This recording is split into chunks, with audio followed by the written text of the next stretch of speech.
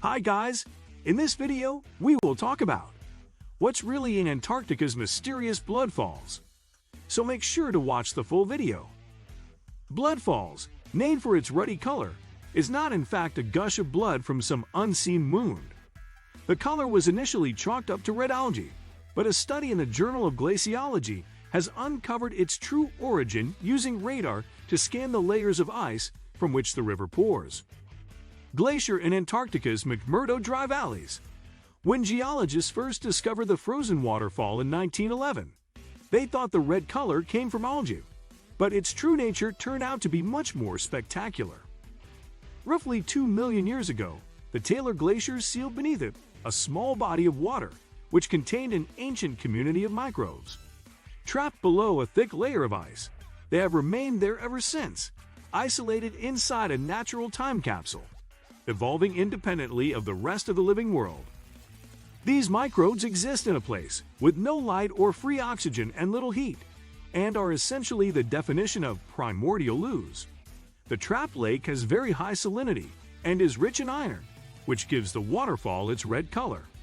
A fissure in the glacier allows the subglacial lake to flow out, forming the falls without contaminating the ecosystem within. The existence of the Bloodfalls ecosystem shows that life can exist in the most extreme conditions on Earth. Though tempting to make the connection, it does not prove, however, that life could exist on other planets with similar environments and similar bodies of frozen water, notably Mars and Jupiter's moon Europa. As such, life would have to arise from a completely different chain of events. Even if it doesn't confirm the existence of extraterrestrial life, Antarctica's Bloodfalls is a wonder to behold both visually and scientifically. Bloodfalls is a bright red waterfall oozing from Antarctica's ice. It's nearly 5 stories high in the McMurdo Dry Valley region, one of the coldest and most inhospitable places on Earth, a place scientists like to compare to the cold, dry deserts of Mars. Geomicrobiologist Jill McCuckey, now at the University of Tennessee, Knoxville, published what's still accepted as the best explanation for bloodfalls in 2009.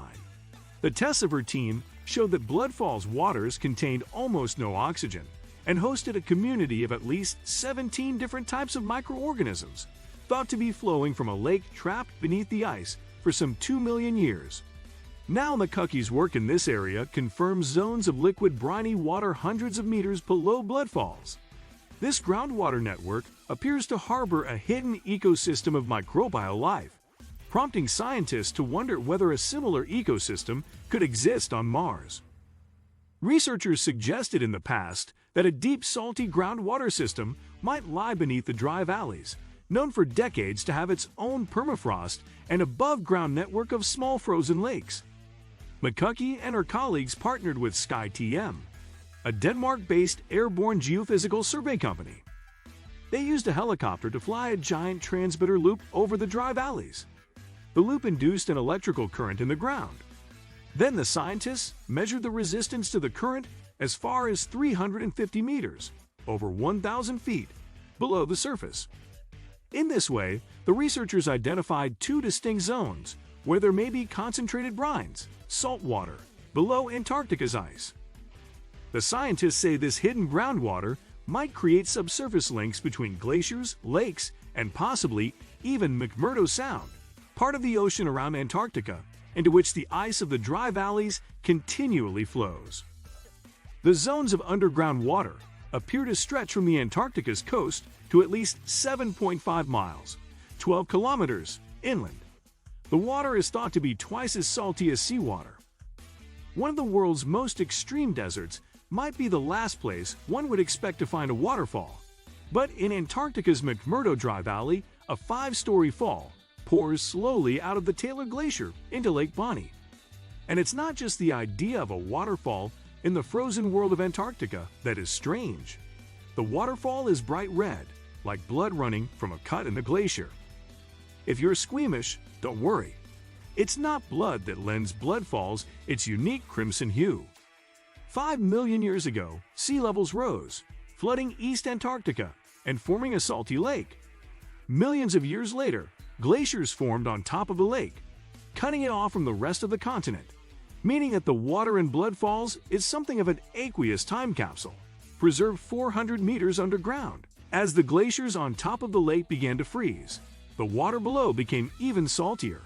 Today, the salt content of the subglacial lake under Bloodfalls is 3 times saltier than seawater and too salty to freeze. The subglacial lake that feeds Bloodfalls is trapped beneath a quarter-mile of ice. But in addition to being cut off from the rest of the continent, the water that feeds Bloodfalls is completely cut off from the atmosphere. It has never seen sunlight and is completely devoid of oxygen. It's also extremely rich in iron, which was churned into the water by glaciers scraping the bedrock below the lake. When water from the subglacial lake seeps through a fissure in the glacier, the salty water cascades down the Taylor Glacier into Lake Bonny below. When the iron-rich water comes into contact with the air, it rusts, depositing blood-red stains on the ice as it falls. The falls seep through a crack in what's now called Taylor Glacier, which flows into Antarctica's Lake Bonny. Geologists first believed that the color of the water came from algae, but later, thanks to Joe McCuckey's 2009 study, they accepted that the red color was due to microbes from what had to be a lake hidden beneath Taylor Glacier. Lake water trickles out at the glacier's end and deposits an orange stain across the ice as its iron-rich waters rust on contact with air. Researchers used to believe that Taylor Glacier was frozen solid from the surface to its bed. But as measuring techniques have advanced over time, scientists have been able to detect huge amounts of hypersaline liquid water at temperatures that are below freezing underneath the glacier. The large quantities of salt in hypersaline water enable the water to remain in liquid form, even below 0 degrees Celsius, 32 degrees Fahrenheit. Seeking to expand on this recent discovery, Lyons and his co-researchers conducted the first direct sampling of brine from Taylor Glacier using the ice mole. The ice mole is an autonomous research probe that clears a path by melting the ice that surrounds it, collecting samples along the way. In this study, the researchers sent the ice mole through 56 feet, 17 meters, of ice to reach the brine beneath Taylor Glacier. The brine samples were analyzed to obtain information on its geochemical makeup, including ion concentrations, salinity, and other dissolved solids. Based on the observed concentrations of dissolved nitrogen, phosphorus, and carbon, the researchers concluded that Taylor Glacier's subglacial environment has, along with high iron and sulfate concentrations, active microbiological processes. In other words, the environment could support life. To determine the origin and evolution of Taylor Glacier's subglacial brine, Lyons and his co-researchers pondered other studies' conclusions in comparison to their results. They decided the most plausible explanation was that the subglacial brine came from an ancient time period when Taylor Valley was likely flooded by seawater, though they did not settle on an exact time estimate. Located in Antarctica's McMurdo Dry Valleys, the falls pour out from Taylor Glacier, and the liquid bubbles up from cracks in the glacier's surface. The flow was previously a mystery, as the mean temperature is 1.4 degrees Fahrenheit, minus 17 degrees Celsius, and little glacial melting can be seen at the surface. What do you think of our video? Let me know in the comment section below. If you enjoyed this video, make sure to hit that like button. Also subscribe to our channel before you go. Thank you for watching.